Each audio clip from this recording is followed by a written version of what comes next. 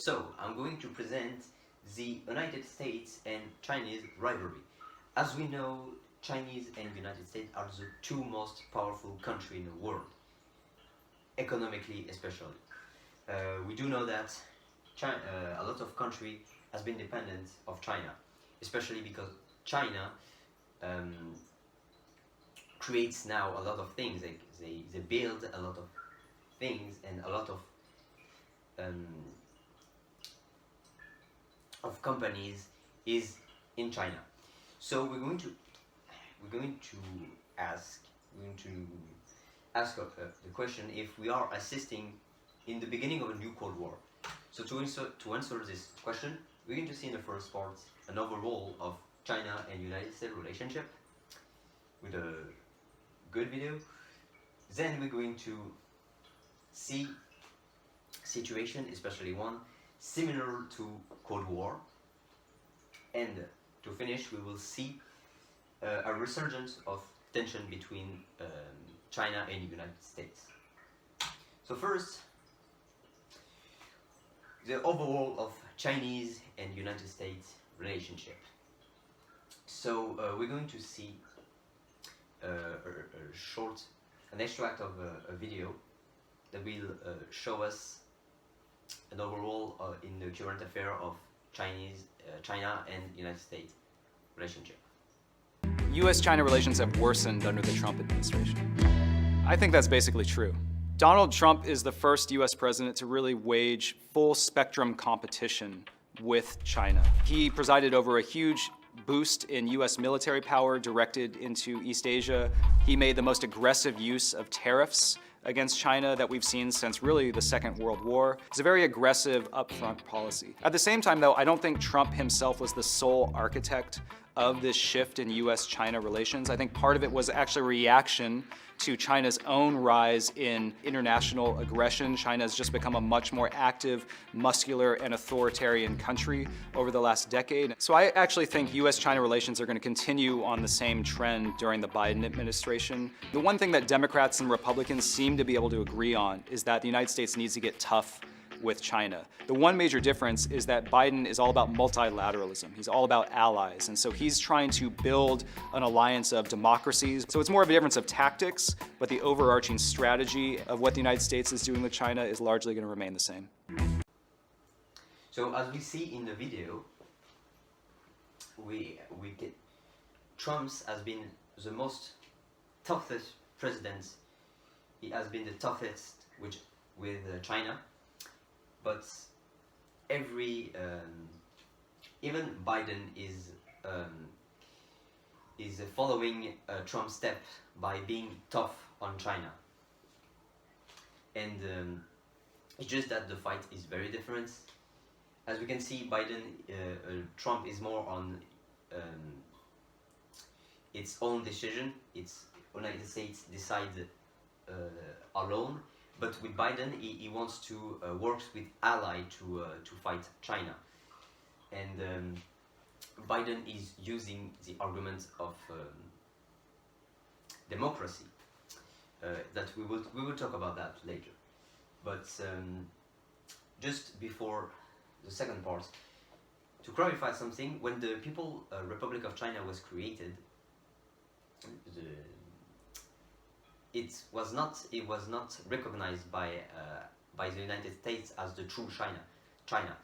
It was Taiwan that was considered the true China in the beginning of the Cold War, because the People's Republic of China was a communist state, and Taiwan was Chinese nationalists that fled the country.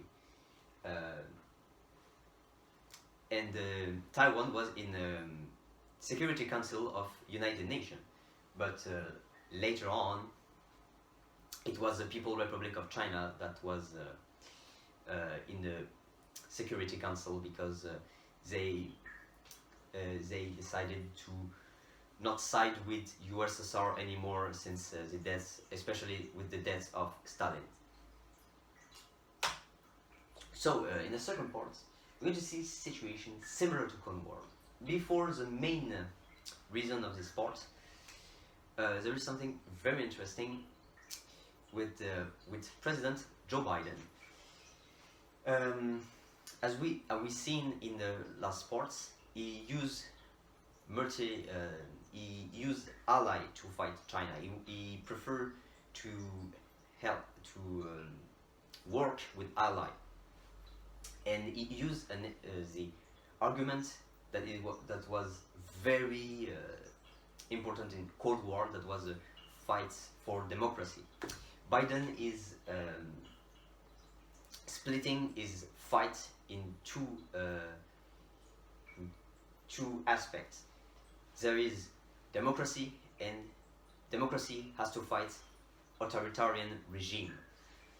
And China is the most important authoritarian regime, actually, because China cannot be ignored as they are the most powerful country with United States. And this is a Cold War mindset because it splits the fight in two. But now we're going to see a very interesting situation that some say that it became the beginning of the new Cold War.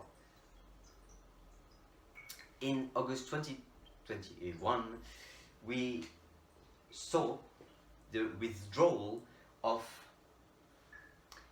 American troops in Afghanistan. It was a crucial defeat as the Taliban became leaders of Afghanistan. And we can compare this and the Taliban said that China was the most valuable ally. In China, in an article from vonews.com, that said that China wants to invest billions of dollars in Afghanistan if the Taliban guarantee security for the workers and their assets. We can compare this situation in Afghanistan with the Vietnam in 1975. It is a humiliating, Afghanistan is a humiliating defeat like in Vietnam. The Vietnam War was a very humiliating defeat, and in Vietnam we saw that they wanted to help South Vietnam to be a democracy, but they failed, and so the North Vietnam decided to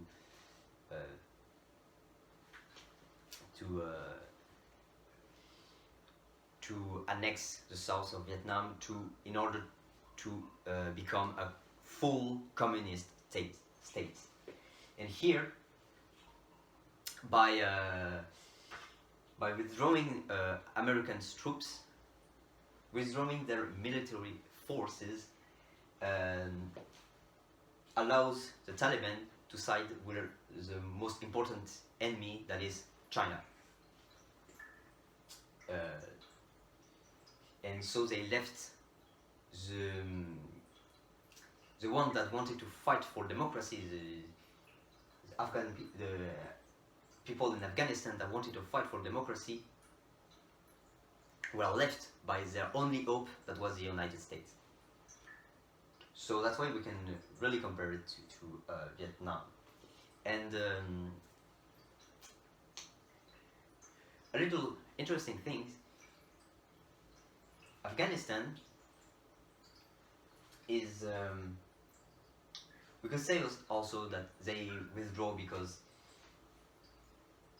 of resources reason, because they don't need it anymore. But Afghanistan is very known for having a lot of opium, and with opium you can create medicine. So I would say that they not, in some way, they don't really wanted to. If they really cared, they would have stayed, of course. About Afghanistan people that want to fight for democracy, want to fight against the Taliban, that creates an authoritarian regime. But now it's too late. But it's a very interesting thing because United States are often criticized for this resource, for wanting more and more resources that we see especially in the Middle East. The war in Iraq was the intervention was criticized because of oil, etc. So, to finish, we will see a resurgence of tension, and most important thing is the most recent current affair is the Joe Biden Summit for Democracy. So, in the beginning of December and between the beginning of December and the end of November, there was a summit for democracy, and where United States mostly invited democracy, but the two major absent of this that were not happy about being not invited were Russia and, of course, China. And they criticized the fact that United States cannot choose which country is a democracy or not. They are, of course, partly right.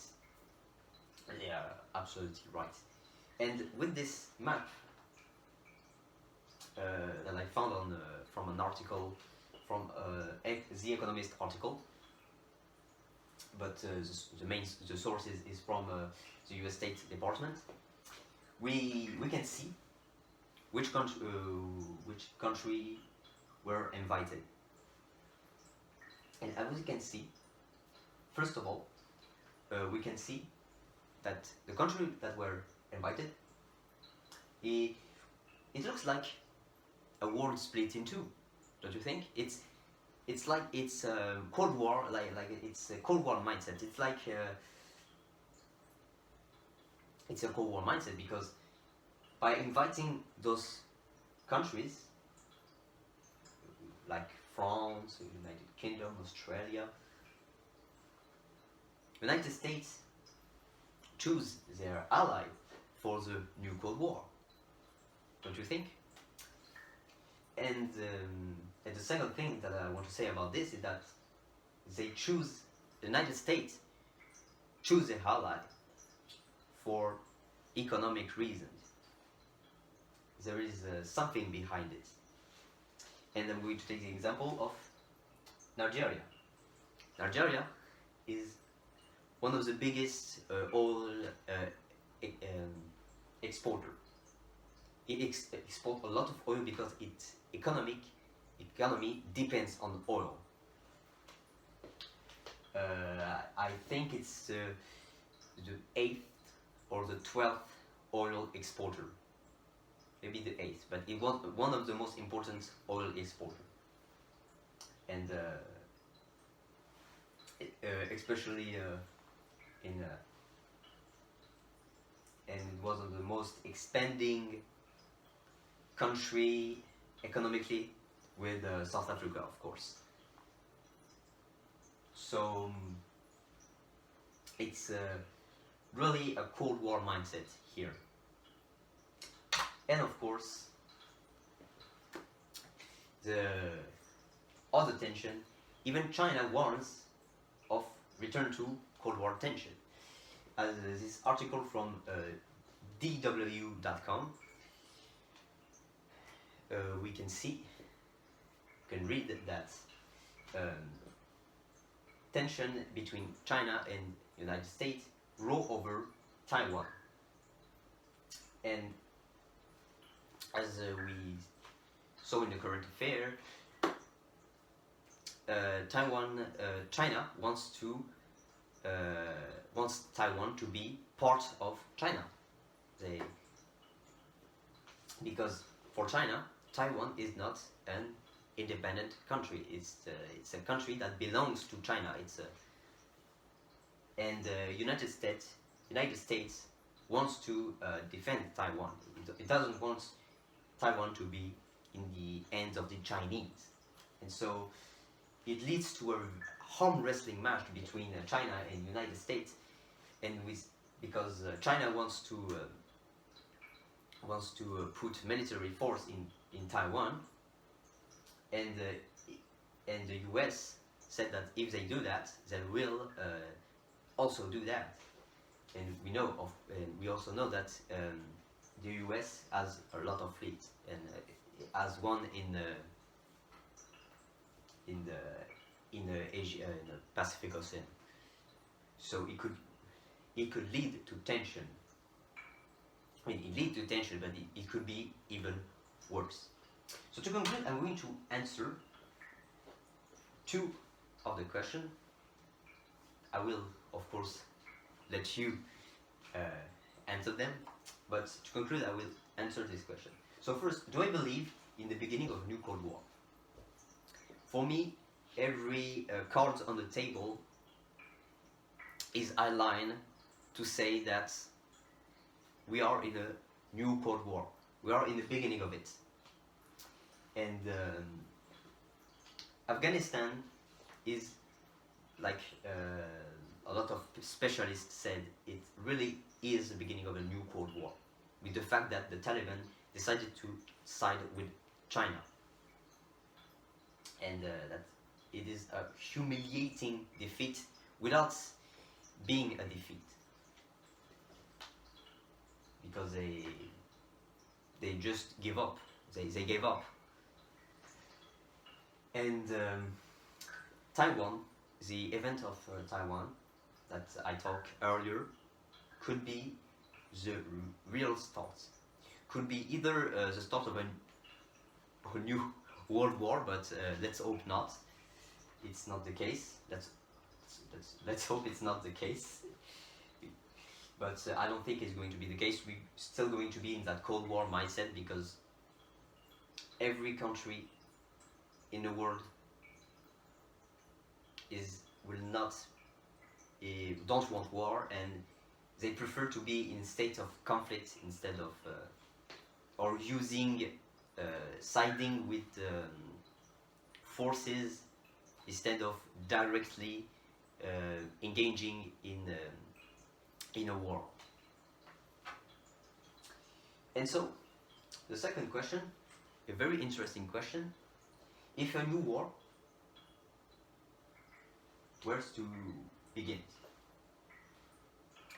Will NATO be reinforced? It's a very interesting question, because we know that NATO was created. Its purpose was created for Cold War, because the members of NATO are allies of the United States, and NATO is still here. And French President Macron said years ago that 1 year ago, that NATO was slowly dying. For me, NATO is like an old man. We still don't know what to do. And if countries were to, if a new war were to begin, NATO will be reinforced, because they will have no choice. They can't leave NATO, because they will it will mean that they will side with China in some way, or being neutral. But you can't be neutral in a Cold War, because the two most powerful countries in the world, if they are in a Cold War, they will, in a way or another, impose their will, their way of thinking. And of course, if we take it with the equivalent of NATO, actually, with the Shanghai Cooperation Organization, with China, Russia, India, etc. Of course, it will be reinforced. Although yeah, although even if India is part of the Shanghai Cooperation organization, it was invited to the democracy summit for democracy. But yeah, the thing is to conclude. China has been developing, has been a developing country, and the fact that economic growth was very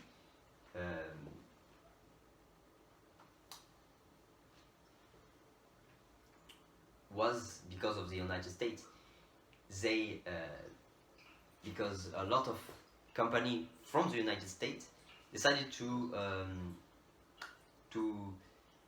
make thing in China because it's much cheaper. And now look at what China has become.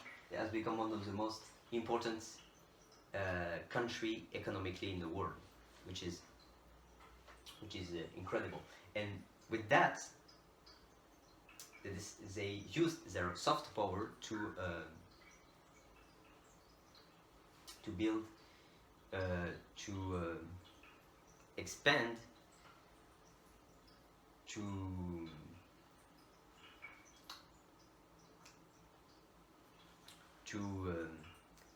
input